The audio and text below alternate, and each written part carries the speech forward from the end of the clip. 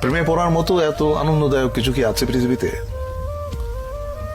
আমি এখনো একটা মেয়েকে অসম্ভব ভালোবাসি, অসম্ভব। কে সে? এটা বলা ঠিক হবে না, ওর ক্ষতি হবে।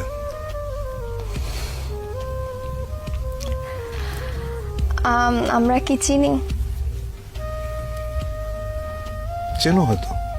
আপনার কাছে প্রেমের সংজ্ঞাটা কি? প্রেম আপনি কিভাবে অনুভব করেন? প্রেম হচ্ছে স্বর্গীয়।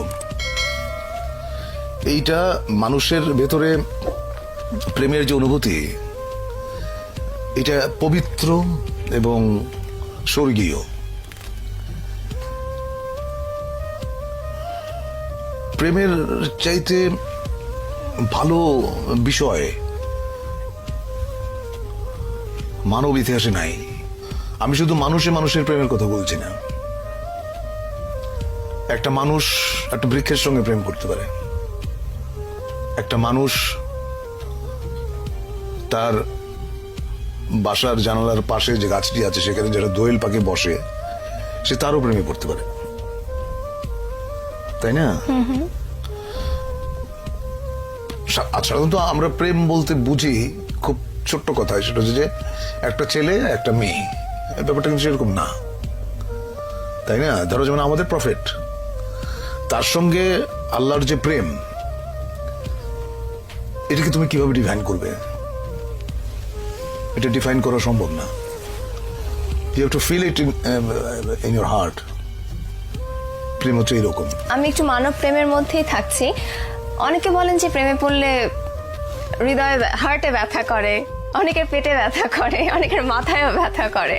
তো আপনার ক্ষেত্রে প্রেমে পড়লে সেই ব্যথাটা কেমন? সেটা তোমার মনে হয় যে পেটের উপর একটা প্রজাপতি নাচতেছে, এবং প্রেমের ব্যথার মতো এত মিষ্টি ব্যথা বোধহয় পৃথিবীতে নাই। তো প্রজাপতি নাচলে কেমন লাগে সেটা একটু আপনার কাছ থেকে শুনি। এটা তোমার সুরসুরি জাতীয় একটা জিনিস, এটা আসলে বোঝানো সম্ভব না। তুমি হয়তো কাউকে ভালোবাসো বা কারো প্রেমে পড়েছো, তুমি তোমারটা তোমার মতো করে বুঝবে, আমি আমারটা আমার মতো করে বুঝবো।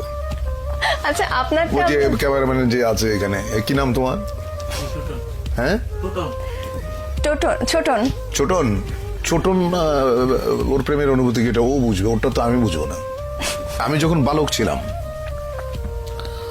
তখন প্রেম বলতে যেটা বুঝতাম, পরিণত বয়সে এসে আমি দেখলাম প্রেম আসলে